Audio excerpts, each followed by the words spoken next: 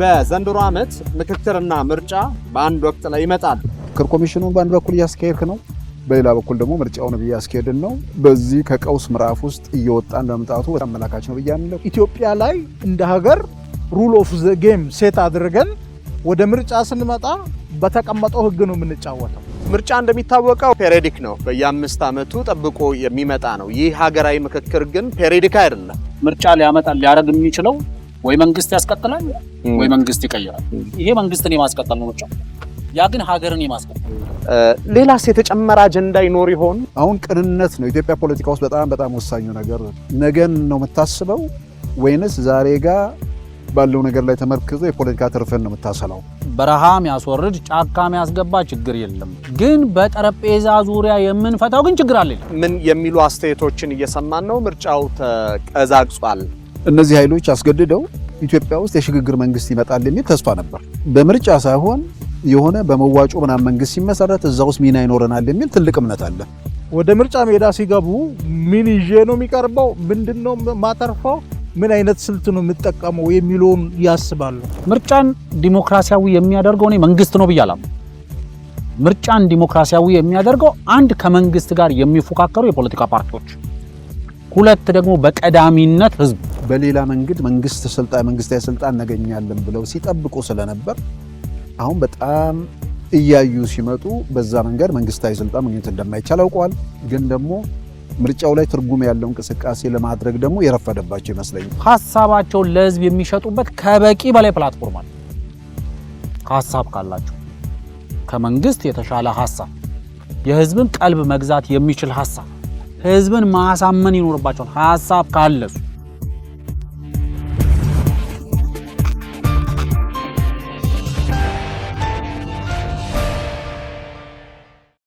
ጤና ይስጥልን የተወደዳችሁና የተከበራችሁ ተመልካቾቻችን፣ የሀገር ጉዳይ ዝግጅታችን ነው። ጅማ ከተማ ላይ ነው የምንገኘው።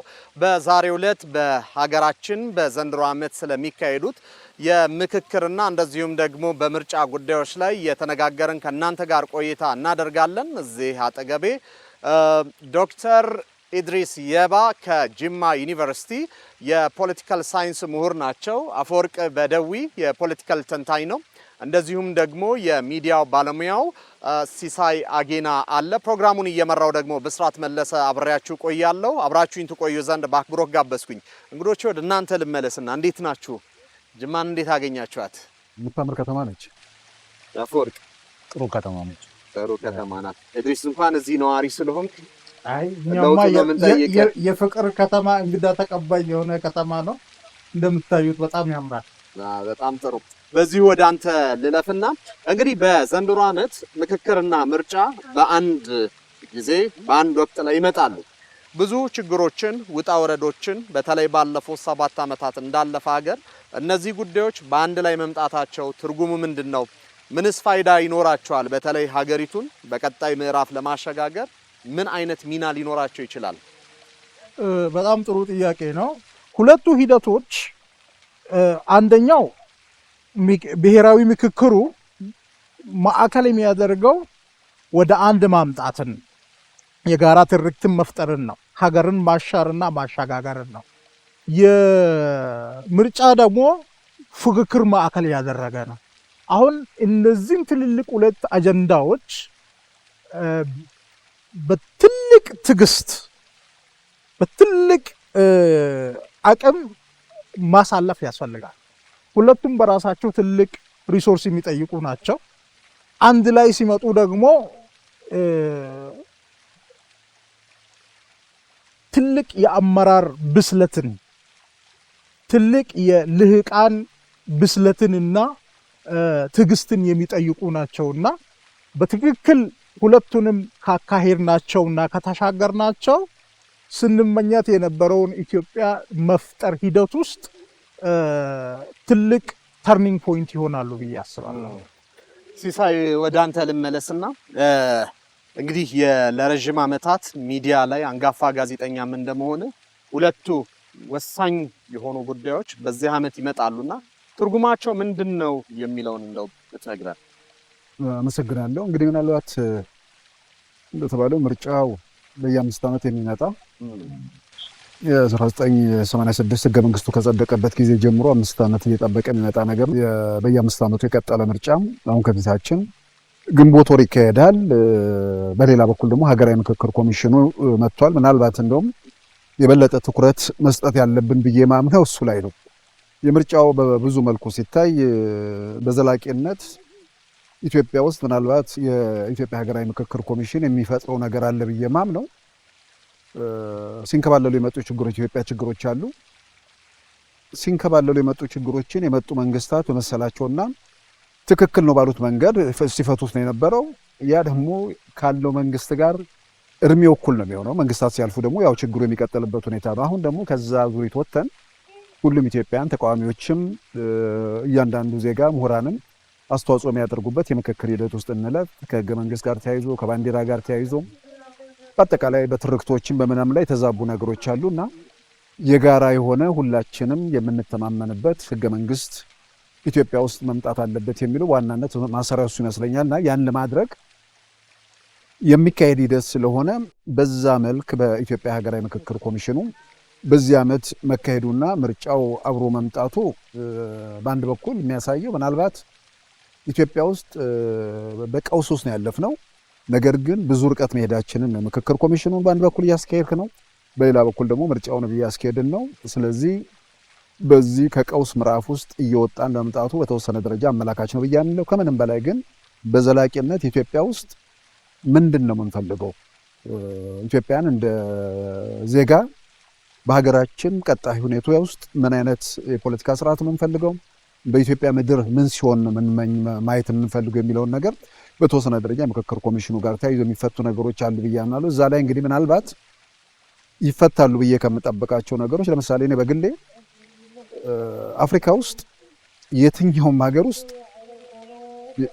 ከሞሪሸስ አንዲት ደሴት ላይ ካለች 1.2 ሚሊዮን ህዝብ ካላት ኢንዲያን ኦሽን ላይ ካለች ደሴት ውጭ ከአፍሪካ አባል ሀገራት ከአፍሪካ ህብረት አባል ሀገራት መሪያቸውን ማትመርጥ ብቸኛ ሀገር ኢትዮጵያ ነች። ፓርላማ ስርዓት ይባላል። 100,000 ሰው የመረጠው ሰው ከዛ በኋላ የኢትዮጵያ መሪ የሚሆንበት የፖለቲካ ስርዓት ነው የፓርላማ ስርዓቱ ማለት ነው።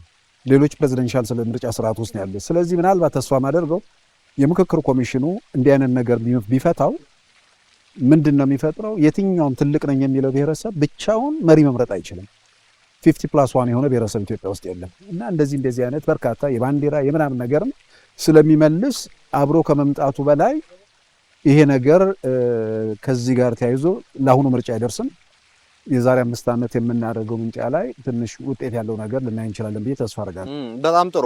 የምክክር ጉዳዩን በሰፊው አሁን ካነሳቸው ነጥቦች ጋር ተመልሰን እንመጣበታለን። አፈወርቅ ወደ አንተ ልምጣና እንግዲህ የምርጫ ጉዳይ መጥቷል። ይሄ የሀገራዊ ምርጫው አንድን ፍትሃዊና ዲሞክራሲያዊ ምርጫ በኢትዮጵያ ውስጥ ለማካሄድ አንድ ምዕራፍ ራሱን የቻለ ያንን የማረጋገጥ ይሆናል ተብሎ ይጠበቃል።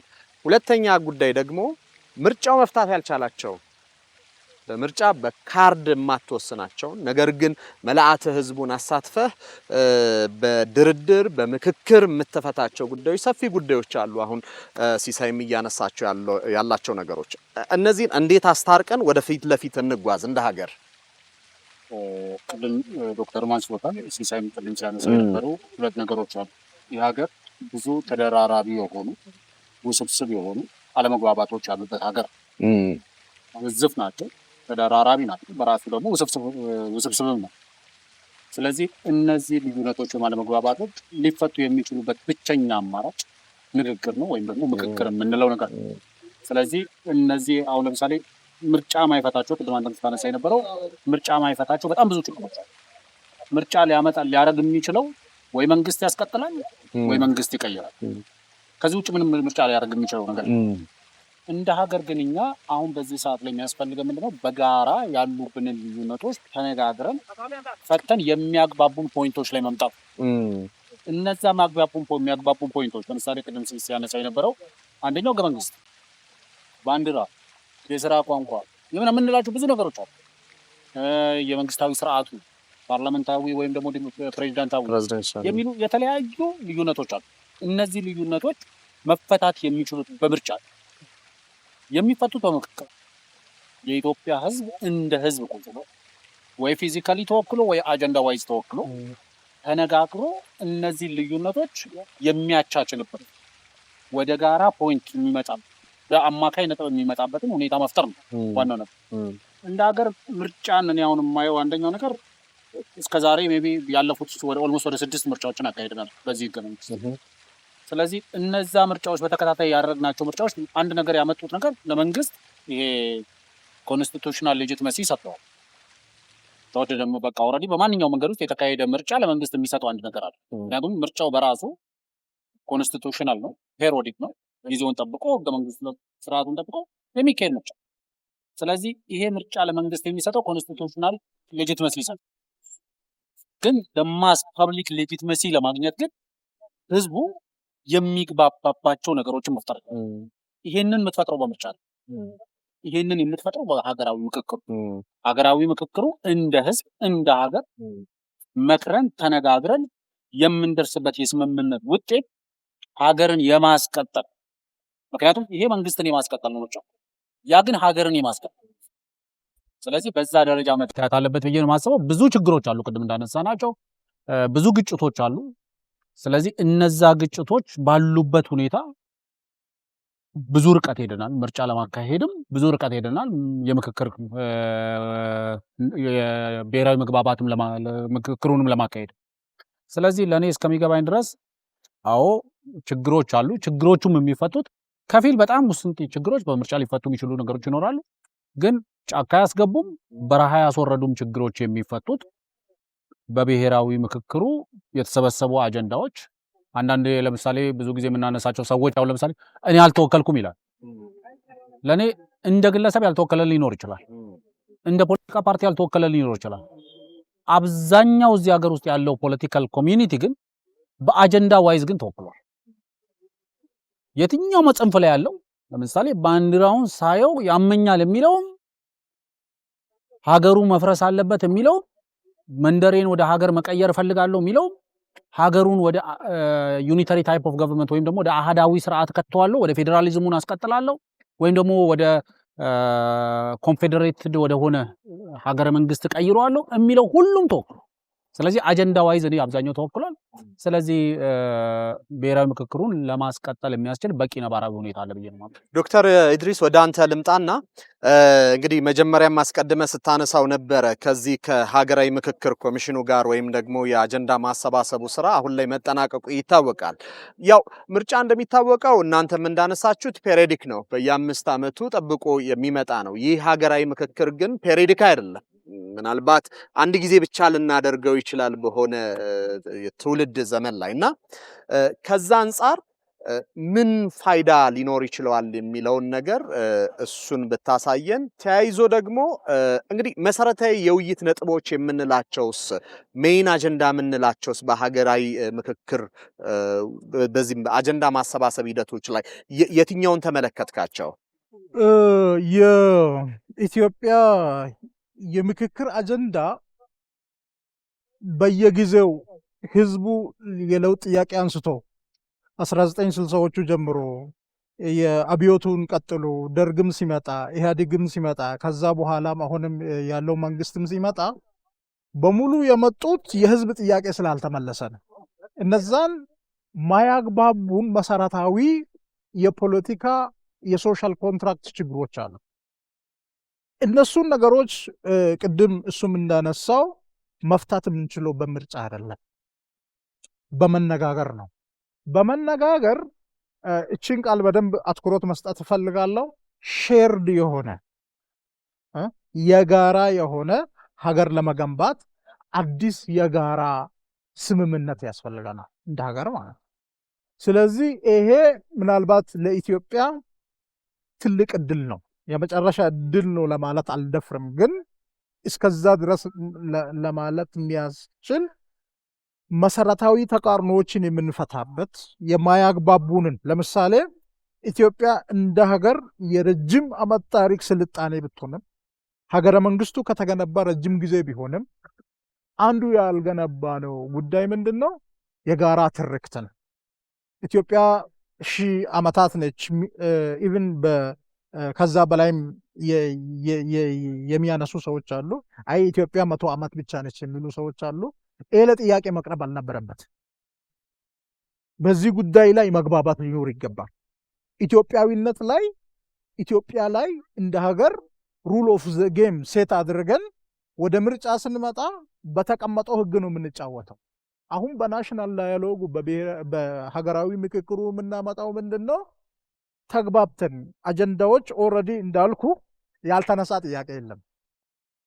የሚነሳ ጥያቄ ካለ እኔ አላነሳሁትም ያንን ጥያቄ የሚል ካልሆነ በስተቀር አጀንዳ አሰባሰቡ በሙሉ ተሰባስበዋል። ነገር ግን ያልነበሩበት ግሩፖች አሉ፣ የታጠቁ ቡድኖች አሉ፣ ራሳቸውን ያገለሉ ጥቂት የፖለቲካል ፓርቲዎች አሉ። ሪስፔክቲቭ ኦፍ ዛት ሜቶዶሎጂካሊ የሚያስገርም በሀገር ደረጃ ደግሞ ከሁሉም ወረዳዎች ከትግራይ በስተቀር ሪፕሬዘንቴሽኖች በ10 ሶሻል ግሩፖች መጥተው አጀንዳ የሰጡበትና የተሰባሰቡበት ነው።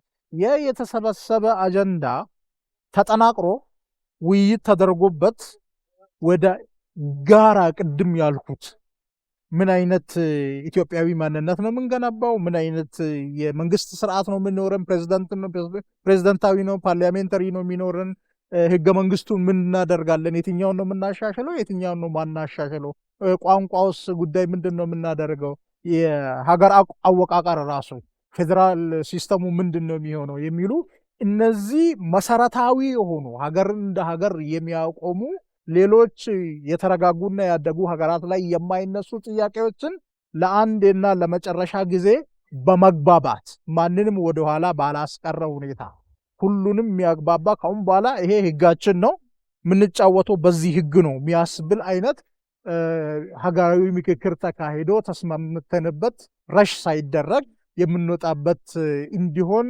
ጥረት እየተደረገ ነው። ወዴት ነው የምንደርሰው የሚለውን ከውይይቱ በኋላ ነው የምናየው ማለት ነው። እንግዲህ የታሪክ ባለሙያዎች እንደሚያነሱት ያው የሀገራት ምስረታ ሂደት በይበልጥ 80 እና 90 በመቶ የሚሆኑት በጦር ይመሰረታሉ። ግን ያንን አይነት ጦር የፈጠረውን ቁስል ለማከም ደግሞ የሀገር ግንባታ ሂደት ላይ የሚሰሩ ስራዎች እጅግ ወሳኝ ናቸው ይባላሉ። ኢትዮጵያ ውስጥ ያጣነው ያ የሀገር ግንባታ ሂደት ብዙ ተቃርኖዎች አሉ። እንደዚሁም ደግሞ እየተንከባለሉ መተው ቁጭ ባለማለታችን ባለመነጋገራችን ምክንያት ዛሬ አወዛጋቢ ሆነው ልንግባባ በምንችልባቸው ጉዳዮች ቀላል በሚባሉ ጉዳዮች እንኳን እንዳንግባባ አድርገውናል የሚሉ ነገሮች አሉ። እንግዲህ ለውጡ ከጀመረ በኋላ ደግሞ በጣም አወዛጋቢ የነበሩ ኢሹዎች ነበሩ። አሁን እነሱ እንዴት ናቸው? ሌላስ የተጨመረ አጀንዳ ይኖር ይሆን? እኛ ያላየነው በየአደባባዩ ከምንሰማቸው ሌላ አጀንዳ ተገኝቶ ይሆን? አሁንስ ምናልባት ሀገራት በመፍጠር ሂደት ውስጥ ጉልበት ዋናው ሚና ተጫውቷል። በየትኛውም የዓለም ታሪክ ውስጥ በአብዛኛው የሚጠቀሰው ይሄ ነው። እሱ ላይ የጋራ ስምምነት ያለ ይመስለኛል። አሁን ብዙ በምሁራንም በተለያዩ ወገኖች ያልሆነም የሚል መከራከሪያ የለም። በሌላ በኩል ደግሞ ኢትዮጵያ ውስጥ በጉልበት አንድ ለማድረግ በተደረገው ሂደት ውስጥ ውጊያ ነበረ። ሰዎች ሞተዋል፣ ጉዳት ደርሷል፣ ያ ነገር ተፈጽሟል። ያንን የተደረገው አሁን ቅንነት ነው። ኢትዮጵያ ፖለቲካ ውስጥ በጣም በጣም ወሳኙ ነገር ነገን ነው የምታስበው ወይንስ ዛሬ ጋር ባለው ነገር ላይ ተመርክዘው የፖለቲካ ትርፍን ነው የምታሰላው? ስለዚህ ከ100 ዓመት በፊት ኢትዮጵያ ውስጥ አንድ ለማድረግ በተደረገው ሂደት ውስጥ በተለያዩ አካባቢዎች በሰላም ያለቀ ነገር አለ፣ በጉልበት ያለቀ ነገር አለ። በሰላም ባለቀውና በጉልበት ባለቀው መካከል ራሱ የአንድ ብሔረሰብ ሰዎች አሉ። አንዳንዴ የሚደረገው ነገር ይሄንን ማህበረሰብ ለማጥፋት ነው የሚባል ነገር ይመጣል። አሁን ቅንነት እዚህ ጋር ነው የሚያስፈልገው። ያን ማህበረሰብ ለማጥፋት ከሆነ ሌላኛው ጋር በሰላም ነው የምትጨርሰዋለን። ማጥፋት ከሆነ ያኛው ወደ ማጥፋት ነው የምትሄደው። ስለዚህ የትኛው መንግስት ስልጣኑን ለማጽናት ጉልበትን ይጠቀማል። ያንን ለማጽናት በሚደረገው ጉዞ ላይ እንቅፋት የፈጠሩበት ወይ ደግሞ የተገዳደሩት ጋር ውጊያ አድርጓል። ኢትዮጵያ ውስጥም የተደረገው በሌላው ዓለም የተደረገ ነገር ነው የተደረገው።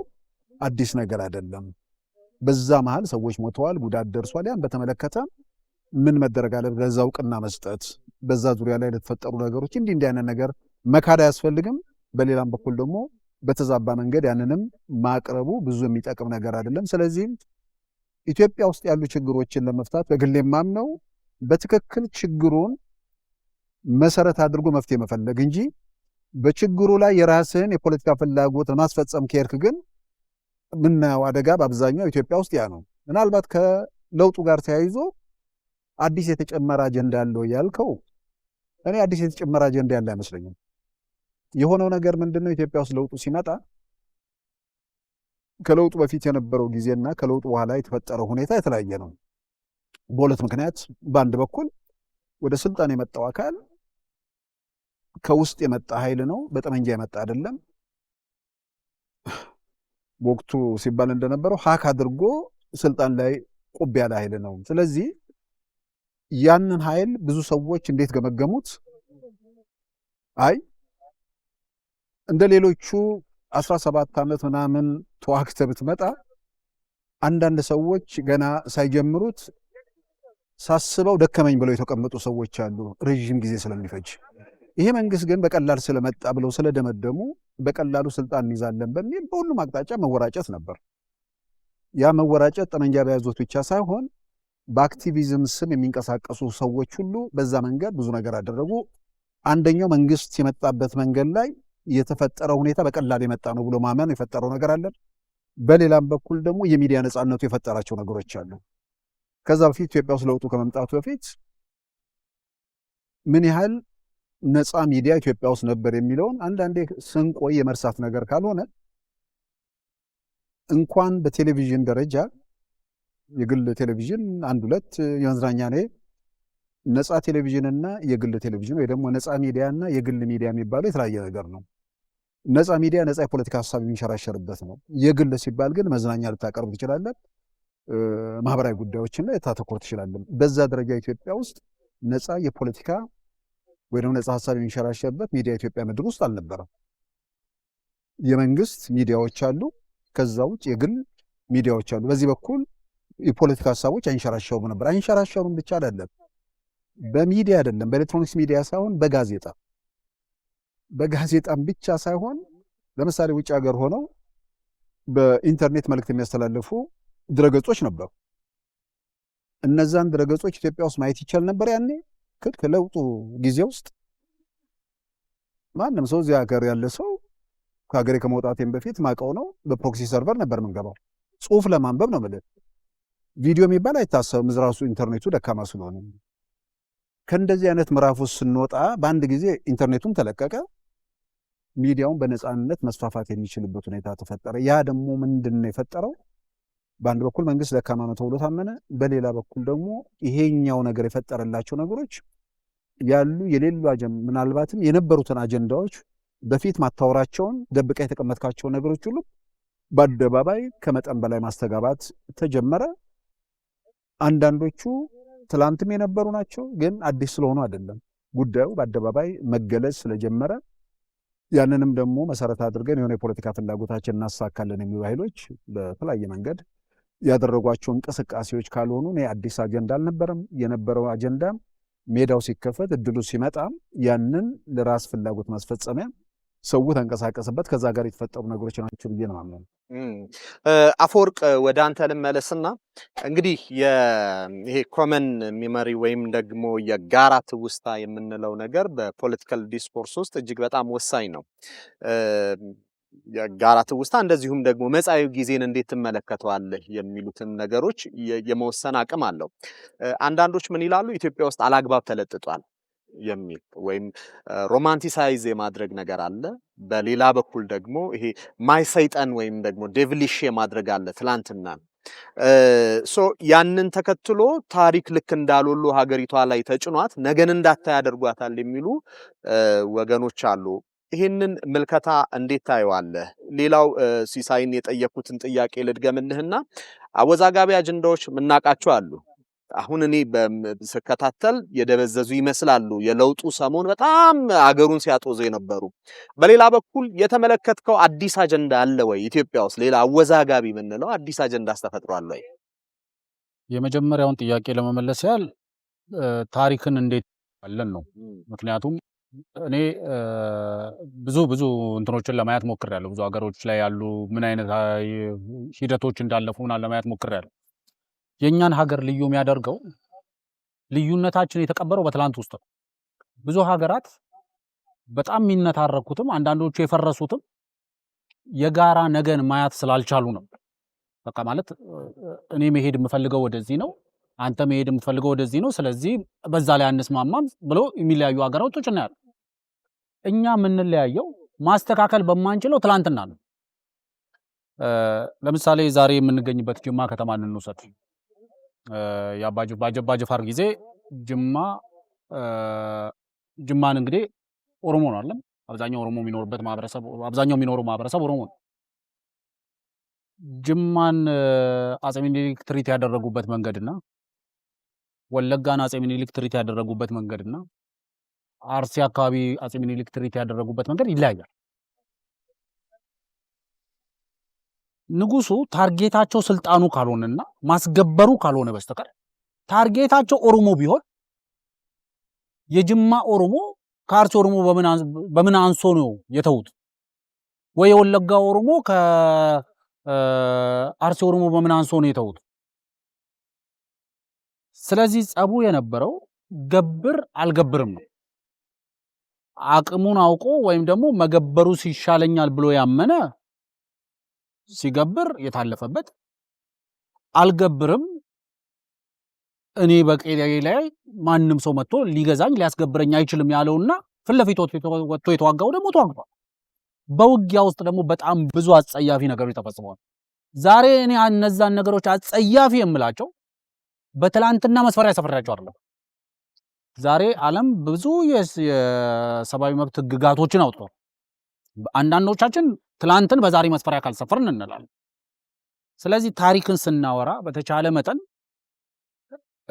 እኔ ብዙ ጊዜ እንደምሳሌ ማነሳዋል የመኪናን ስፔኪዮ ነው ማለት።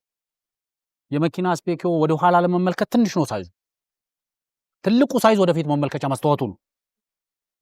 ታሪክ ማጣቀሻ ነው የሚሆነው ወደፊት ለመሄድ ትላንት የተሰሩ ስህተቶችን ላለመድገም። ምክንያቱም ብዙ ስህተቶች አሉ። ለምሳሌ የአጼ ሚኒሊክ እንተውና ወደ አጼ ቴዎድሮስና ወደ አጼ ዮሐንስ እንሂድ። አጼ ቴዎድሮስ ትልቁን በደል ፈጽመዋል የሚባለው በማለት ነው በወሎ ህዝብ ላይ። አጼ ዮሐንስ ትልቁን በደል ፈጽመዋል የምትለው በጎጃም ህዝብ ላይ። አጼ ቴዎድሮስን አማራነታቸው የሚጠራጠር ሰው የለም ማለት። አጼ ዮሐንስ ወርደው በፈጣሪ ልክ ነው የተለመኑት የጎጃምን ህዝብ አጥፍተው። እሳቸውም በአንዳንድ ደብዳቤዎቻቸው ላይ ይላሉ ወይ እኔን ፈጣሪ ሊቀጣኝ ፈልጎ ወይም ደግሞ የጎጃምን ህዝብ ፈጣሪ የተቆጥቶት ዛሬ ስፈጀው ዋልኩ ይላሉ። ስለዚህ እኔ ንጉሶቹ ብዙ በደል ፈጽመዋል። አዎ በደል ፈጽመዋል። ለምሳሌ አፄ ኃይለ ሥላሴ በስልጣን ላይ በነበሩባቸው ጊዜዎች ብዙ በደል ፈጽመዋል። የበደላቸው ምንጭ ግን የበደሉትን ህዝብ በጠላትነት ከመፈረጅ ነው ብያለሁ። በስልጣን ላይ ለመቆየት ለስልጣን ካላቸው ጥማት የተነሳ ህዝቡን በድለውታል። አልበደሉትም አታካሮ መቅጠም ዛሬ ላለው ትውልድ ዳቦ ይሆነዋል ወይ ነው።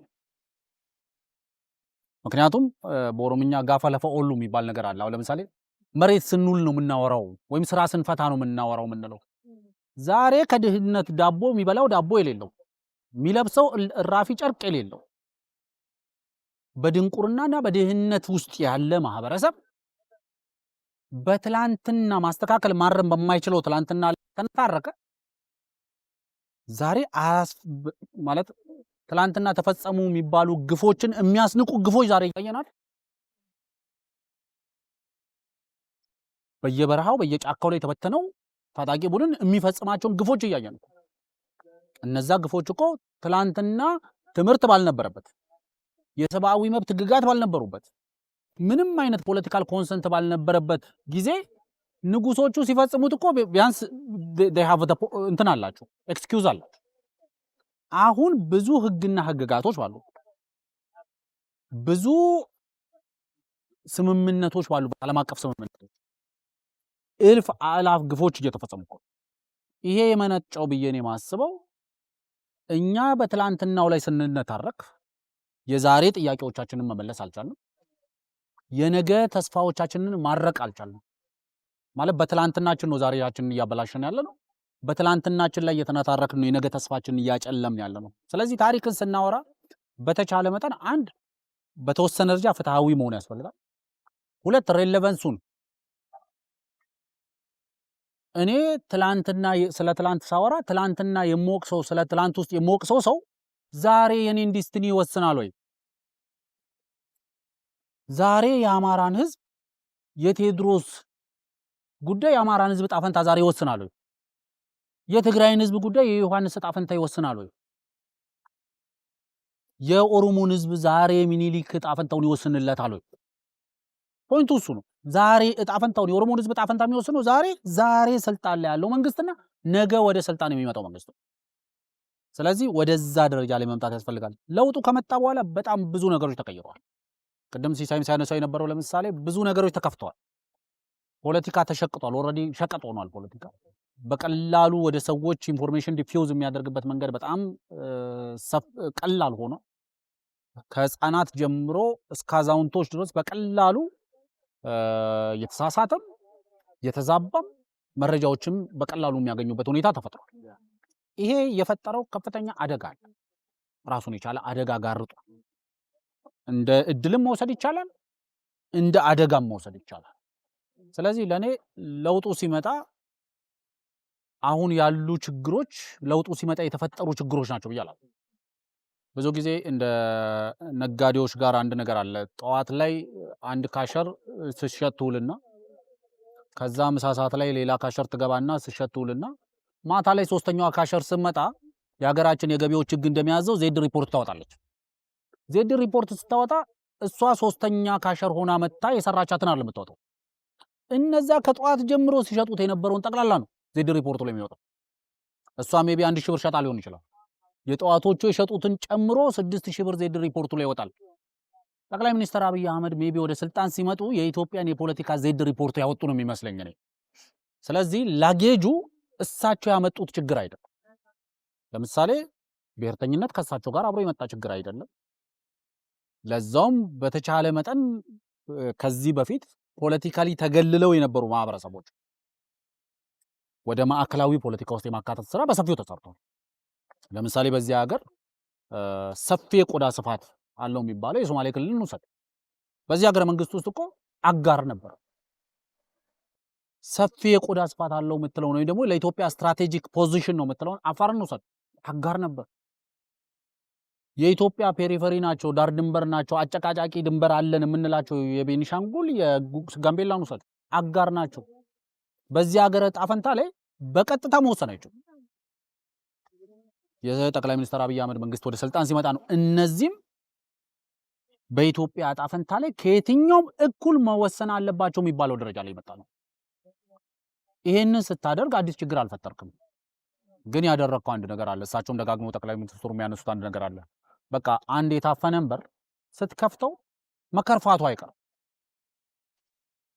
ስለዚህ አዲስ ከለውጡ ጋር ተያይዞ የተፈጠረ ችግር የለም፣ ግን አዲስ የተፈጠረ ግን እድል አለ። ያ እድል ምንድነው? መነጋገርን ተወያይተን ችግር የለም የሚል መንግስት አይደለም አሁን ያለው። ለምሳሌ በረሃ የሚያስወርድ ችግር የለም፣ ጫካ የሚያስገባ ችግር የለም፣ ግን በጠረጴዛ ዙሪያ የምንፈታው ግን ችግር አለ ይላል። ኑ ተመካክረን ችግሮቻችን እንፍታ። ትላንትና ህገ መንግስት የጻፍንበት መንገድ ስህተት ነው እንላለን። ኑ እሺ ዛሬ በጋራ ህገ መንግስት እንጻፍ። የሚያግባባን ህገ መንግስት ተቀዶ ይጣልልኝ የሚለው እና ቁጭ ብለን የሚያግባባን ህገ መንግስት እንጻፍ። አይ የፌደራል ስርዓቱ በዘረኝነት ተታብ ውስጥ ወድቋል የሚለው እና የፌደራል ስርዓቱንም ከፈለክ ወደ ዩኒታሪ ታይፕ ኦፍ ገቨርንመንት እንቀይረው፣ ከሆነ ደግሞ ወደ ኮንፌዴሬሽን እንቀይረው፣ ካልሆነ ወደ ፌደራሊዝሙ እናስቀጥለው የሚል መንግስት ተፈጥሯል። ስለዚህ ንግግርን የማይፈራ መንግስት መፈጠሩ ለኔ እንደ እድል ነው የምወስደው ብዬ ነው። ጥሩ ፖይንቶችን ነው አፈወርቅ ያነሳው። ዶክተር ኢድሪስ ወደ አንተ ልምጣና ወደ ምርጫው ጉዳይ እንመልከተው። እንግዲህ ምርጫ 2018 ከፊታችን እየመጣ ነው። ጥቂት ወራቶች ናቸው የቀሩት። ምን የሚሉ አስተያየቶችን እየሰማን ነው? ምርጫው ተቀዛቅጿል የሚል ነገር እዚህም እዛም እንሰማለን። የምርጫ መሞቅና መቀዛቀዝ መለኪያዎቹ ምንድናቸው ከሚለውን ጀምር እስቲ። ትሬንድ አናሊሲስ መስራት አለብን። ለምንድን ነው እንደዛ የሆነው? ምሳሌ የሚሆን ከታሪክም ከሌላ ሀገርም አምጥተህ ማየት ትችላለህ። መቼ ነው ሞቀ የምትለው? መች ነው ቀዘቀዘ የምትለው? ባህሪው ምንድነው? መለኪያው ምንድነው የሚለውን ማየት ያስፈልጋል። ለምሳሌ የ2018 7ኛው አጠቃላይ ምርጫ በጥር 1 ነው የሚጀምረው ቅስቀሳው፣ የሚያልቀው ደግሞ ግንቦት 19 ነው በብሔራዊ ኤሌክቶራል ቦርድ ባወጣው ካሌንደር መሰረት ማለት ነው። ባይናው የሚጠበቀው በሁለት ክራይቴሪያ ሞቅ የቀዘቀዘ ማለት ትችላለህ ከድሮ ጋር አወዳድረ። አንደኛው ራሊ ነው። ህዝቡ ተቀስቅሶ በየከተማው በየአዳራሹ አጀንዳ መሸጥና እንቅስቃሴዎች ማድረግ በሚለው ማየት ትችላለህ። ለምሳሌ 97ና አሁንም ብታይ አንድ አይነት ነው ወይ ብለህ ማየት ትችላለህ። ሁለተኛ ከሌላውም ጊዜ ለየት የሚያደርግ ዳይሜንሽንም ያለው የሚዲያ ካቨሬጅ ነው። የፖለቲካ ፓርቲዎች ዌብሳይት ጋር ሄደ ብታይ ወይም ሌሎች ፕላትፎርሞች ላይ ሄደ ብታይ የብልጽግናም ላይ የኢዜማም ላይ የሌሎች ፓርቲዎችም ላይ እንቅስቃሴዎች አሉ። ያ እንቅስቃሴ ግን ትራክሽን የለው።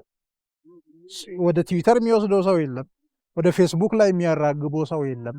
ስለዚህ የሚዲያ ካቨሬጁና አጀንዳውን ፍሬም አድርጎ ፐብሊክ አድርጎ በደንብ እዛ ላይ መነጋገሩ ላይ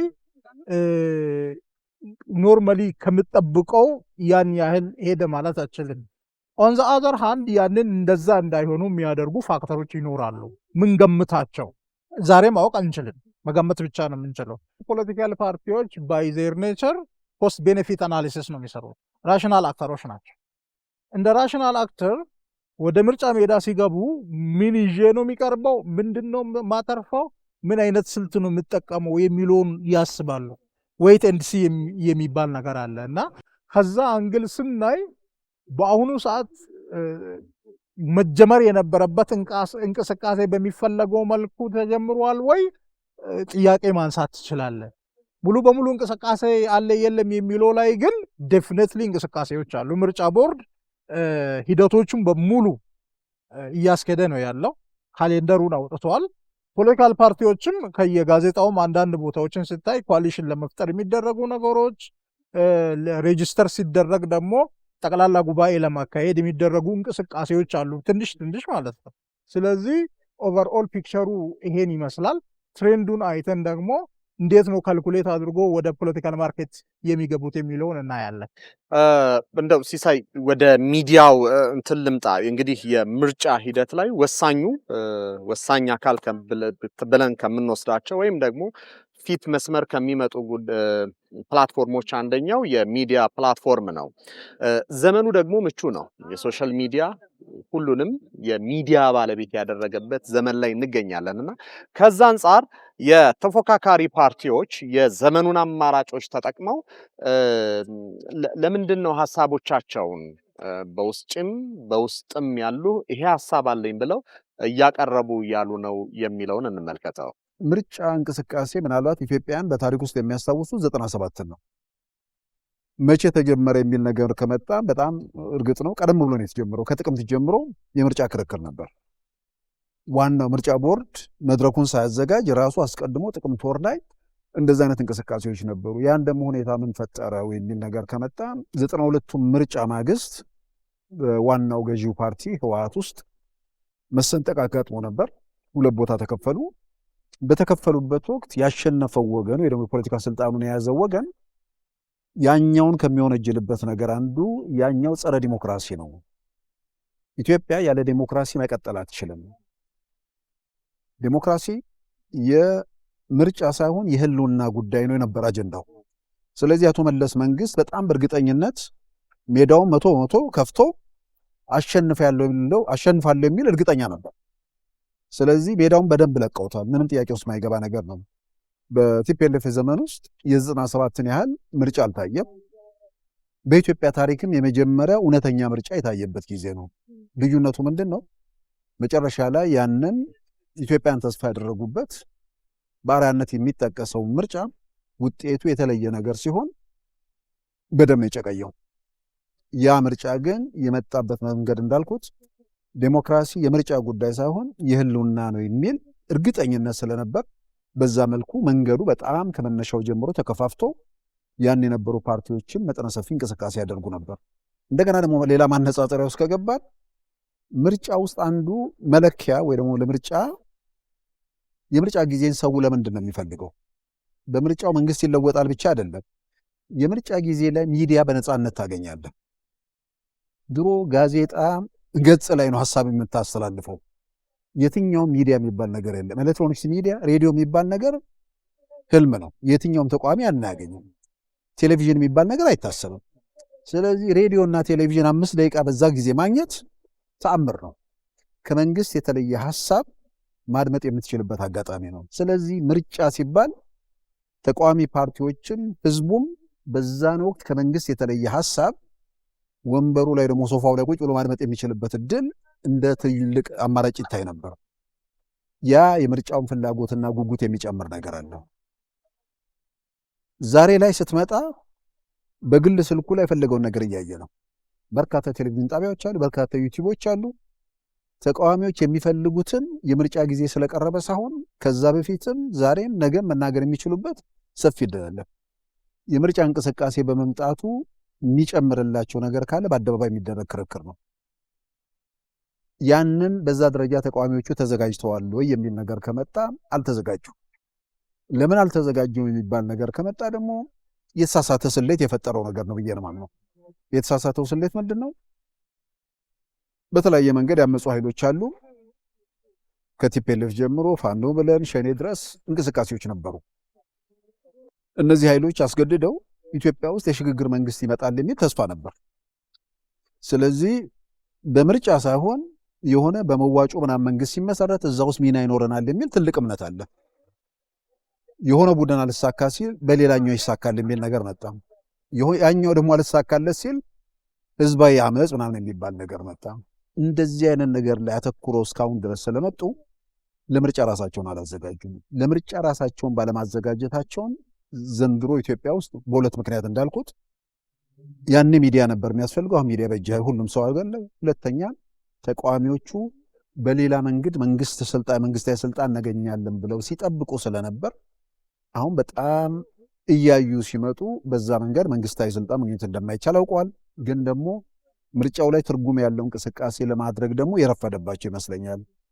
የትኛውም ተቃዋሚ ኢትዮጵያ ውስጥ አሁን መንግስት ለመሆን በዛ ደረጃ ራሱን ያዘጋጀ የለም።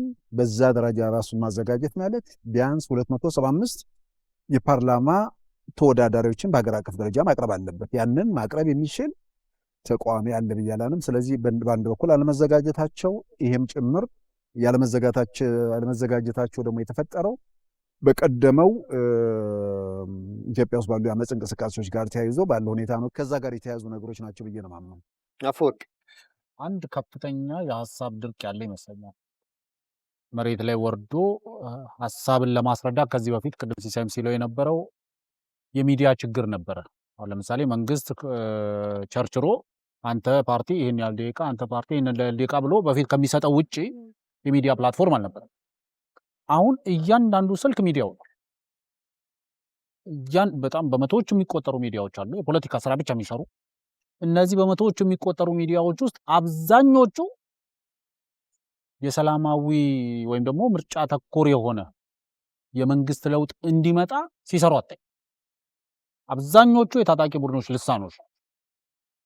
ለኔ እንደ ሀገር በጦርነት ወይም ደግሞ በነፍጥ ስርዓት የምንቀይርበትን ፖይንት ኦፍ ሪተርን አልፈናል ብዬ ነው ማስበው። በቃ ኦልሬዲ እሱን ተሻግረን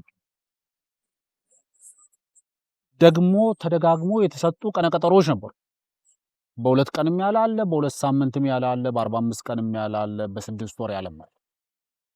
እነዛ ተደጋግሞ የተሰጡ ቀነቀጠሮች አንዳቸው ሚት አለመደረጋቸው የሚነግረን ነገር መንግስት እዚህ ሀገር ላይ መቀየር የሚቻለው በምርጫና በምርጫ ብቻ የሚለውን ማጽናት ችሏል። ቢያንስ ምርጫን ዲሞክራሲያዊ የሚያደርገው እኔ መንግስት ነው ብያለሁ።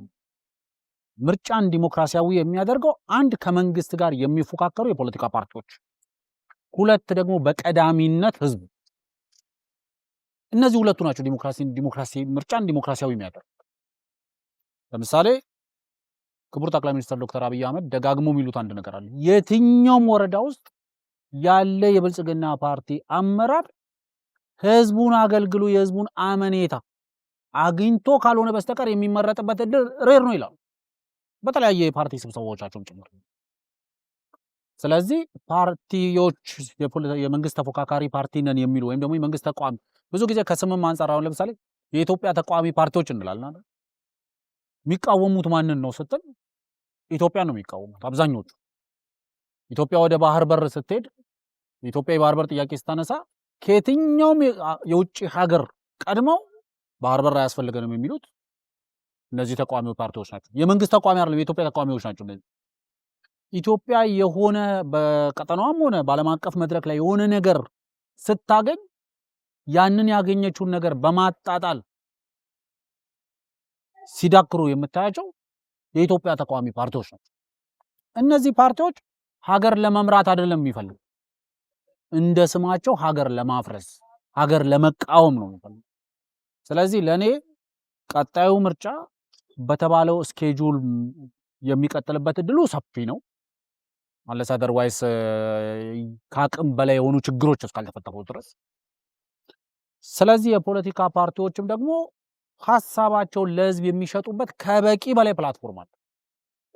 ሐሳብ ካላችሁ ከመንግስት የተሻለ ሐሳብ፣ የህዝብን ቀልብ መግዛት የሚችል ሐሳብ፣ ያለብህን የኢኮኖሚ ጫና አንዳንዴ ያው ለምሳሌ ብዙ ጊዜ እናነሳዋለን ኢኮኖሚን በተመለከተ ያለብን የኢኮኖሚ ጫና በዚህ መንገድ እፈታለሁ ብሎ ህዝብን ያሳምኑት ሐሳብ ካለሱ። ስለዚህ እኔ ቀጣዩ ምርጫ ካለፉት ምርጫዎች የተሻለ ምርጫ ይሆናል ብዬ አስባለሁ። በጣም ጥሩ እንግዶቼ፣ እጅግ በጣም አድርጌ አመሰግናለሁ ለነበረን ቆይታ። ቆንጆ ጊዜ ነበር ያሳለፍነው። የተወደዳችሁና የተከበራችሁ ተመልካቾቻችን የሀገር ጉዳይን ከጅማ ነበር ያስተላለፍነው ከመላ ስቱዲዮ ባለሙያዎች ጋር በመሆን ብስራት መለሰ ፕሮግራሙን እየመራው አብሬያችሁ ቆየው። አብራችሁን ስለቆያችሁ እጅግ በጣም አድርገን እናመሰግናለን። በያላችሁበት ሰናይ ጊዜ ይሁንላችሁ።